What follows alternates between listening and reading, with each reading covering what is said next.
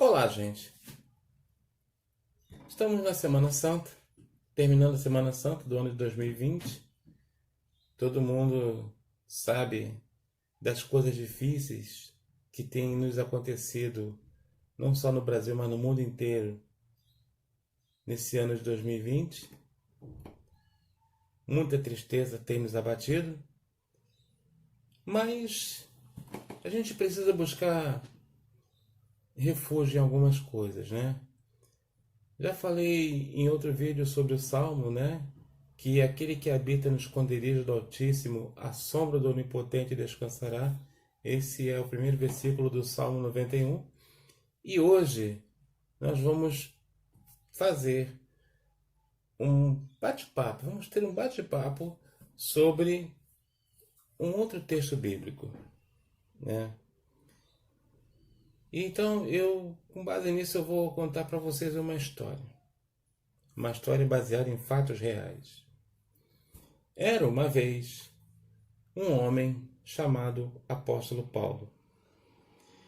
Apóstolo Paulo, ele tinha escrito muitas cartas às igrejas do Novo Testamento. Boa parte do Novo Testamento tem a participação do apóstolo Paulo. Interessante é que ele não andou com Jesus Cristo naqueles 3 anos de ministério, mas sempre motivado pelo amor. Esse texto foi escrito mais ou menos nos anos 50 a 51 depois de Cristo, mais ou menos há 1970 anos. Só que esse homem nem sempre foi assim. Ele era um ser humano terrível. Eu acredito que a expressão para Paulo, antes dele conhecer Jesus, talvez fosse que ele seria um homem terrivelmente judaico, terrivelmente judeu. Você já viu essa expressão em algum lugar, não é? Terrivelmente cristão? Nós vamos chegar lá. Antes de conhecer Jesus, ele era fundamentalista, ele era radical, ele era extremista, ele era uma pessoa difícil. Ele era tão duro de coração que ele presenciou, ele consentiu com a morte do primeiro diácono da igreja, Estevão. E tão convicto ele estava de que tinha que defender o judaísmo, ele era fariseu, que ele foi pedir autorização aos líderes religiosos da época para ir buscar, caçar e apreender cristãos. A Bíblia diz que Paulo era um homem que respirava ameaças e morte contra os discípulos do Senhor. Ele tinha o que hoje na psicologia se chama pulsão de morte. Conhecemos alguém assim, não é? Sabemos de alguém muito famoso que tem uma tremenda pulsão de morte. E Paulo era assim. Até o dia em que alguma coisa aconteceu com Paulo, uma experiência muito forte aconteceu com esse homem. Paulo, no caminho para Damasco, como diz o texto, respirando ameaças e morte, teve um encontro com Jesus Cristo. Jesus apareceu para ele. Ele teve uma epifania. No caminho para Damasco, ele caiu do cavalo. Foi isso que aconteceu com o apóstolo Paulo. Para escrever essa belíssima mensagem sobre o amor, porque onde você lê caridade, entenda amor, e amor vem do grego agape, que significa afeição, ele teria que passar por uma experiência dramática. E a experiência dramática foi cair do cavalo. Cavalo é um símbolo de poder, é um símbolo de força. Quem já foi a estádios de futebol já deve ter visto homens armados e fardados sobre um cavalo. Porque assim, sobre o cavalo, é mais difícil de alguém que esteja sobre seus próprios pés lhe resistir. Quem está sobre um cavalo está em vantagem tática, está em vantagem militar, está em vantagem bélica contra aquele que está sobre seus próprios pés. E às vezes nós estamos sobre os nossos cavalos e nos achamos em vantagens em relação aos outros.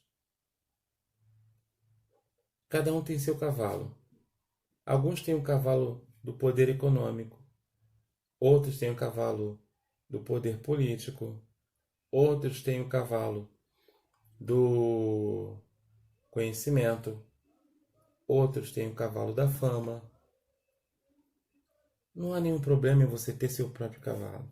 Entenda isso. Você não está proibido de ter o seu cavalo, no sentido figurado da palavra. O problema é o que você faz com o cavalo que você recebeu nesta vida.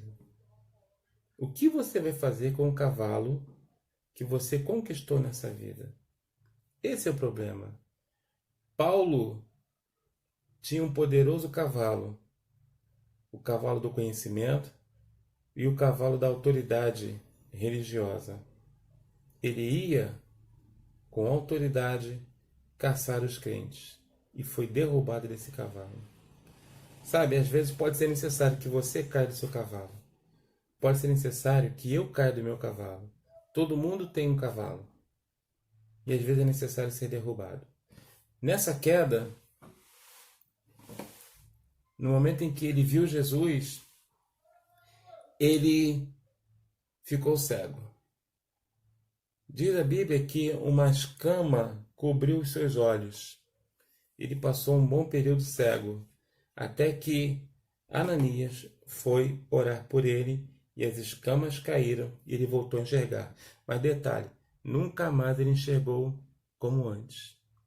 Ou seja, quem tem encontro com Jesus nunca mais volta a ser como antes.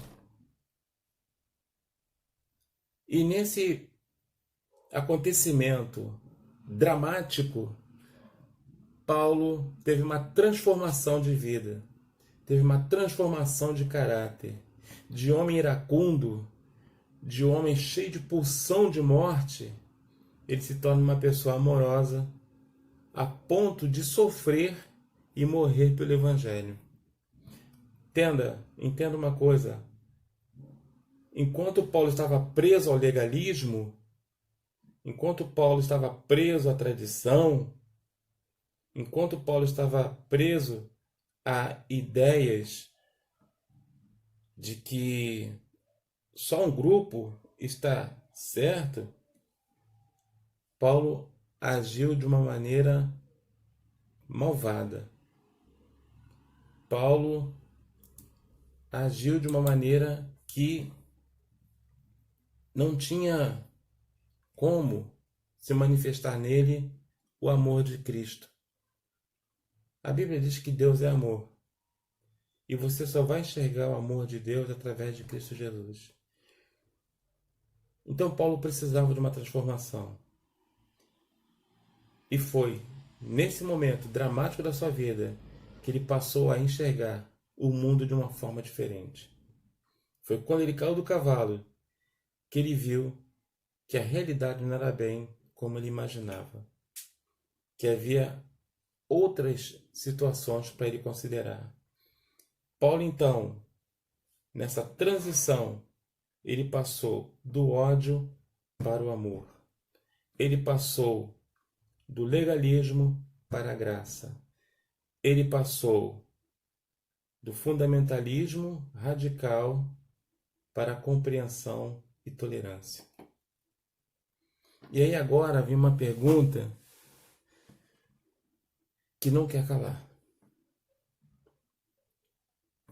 Como o cristão do século XXI, deste século XXI, está caminhando?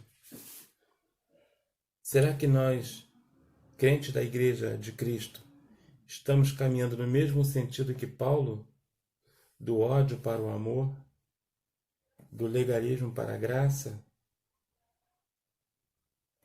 do fundamentalismo radical para a tolerância, ou estamos fazendo o caminho contrário? Sim, porque a gente vê aí atualmente alguns crentes apoiando discurso de tortura, apoiando discurso de práticas e políticas que só conduzem à morte. E aí eu pergunto, não estaríamos nós, enquanto Igreja de Cristo, porque os crentes estão fazendo isso, estão fazendo o caminho contrário, não estaríamos fazendo o caminho contrário, apoiando a tortura? Nosso Cristo foi torturado.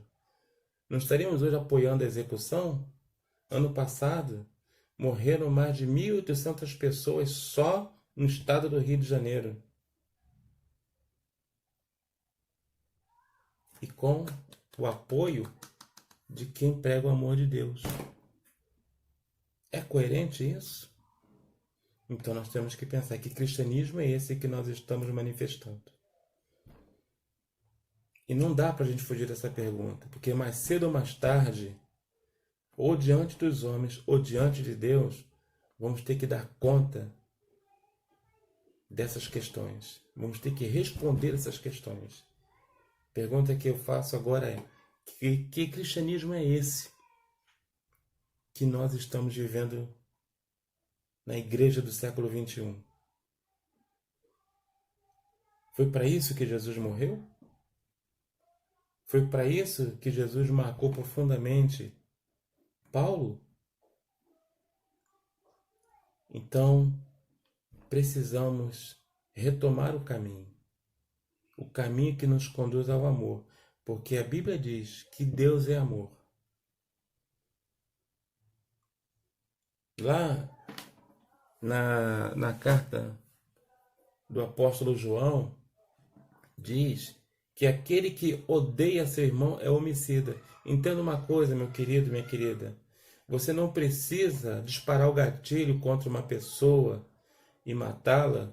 Você não precisa empunhar uma faca e sangrá-la para ser homicida. Segundo a Bíblia, basta você odiar o seu próximo que você já é homicida. Eu não quero ser visto por Deus como homicida. Então eu não apoio essas práticas. Os crentes do Novo Testamento, eles morreram, mas não mataram. Pensa nisso. Você conhece algum crente que tenha matado alguém dentro da Bíblia, dentro do contexto do Novo Testamento? A grande questão é que muitas igrejas estão trazendo coisas do Velho Testamento, onde a prática, a filosofia era olho por olho e dente por dente, trazendo práticas do Velho Testamento para a igreja neotestamentária, até os símbolos. Você liga aí em qualquer canal evangélico hoje em dia e você vê, principalmente as igrejas neopentecostais, as históricas nem tanto, mas as neopentecostais trazendo símbolos do Velho Testamento. Arca, mezuzá, estrela de Davi,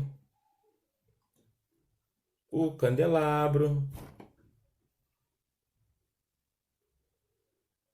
trazendo coisas do Velho Testamento. A igreja dos Gálatas estava fazendo esse caminho, voltando para o Velho Testamento. E aí Paulo dá uma chamada e diz: corrieis bem, quem vos impediu? Então pessoas que manipulam a fé aparecem para te prender de novo ao legalismo do Velho Testamento. Cristo te trouxe a liberdade. E muitos de nós estão voltando à letra que mata.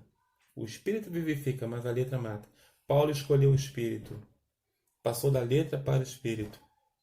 E hoje nós estamos vendo muitos crentes passando do Espírito, voltando para a letra. A letra morta, aquela que mata. Então, vamos voltar ao caminho. Vamos voltar ao primeiro amor. Que Deus abençoe a mim, que Deus abençoe a cada um de vocês.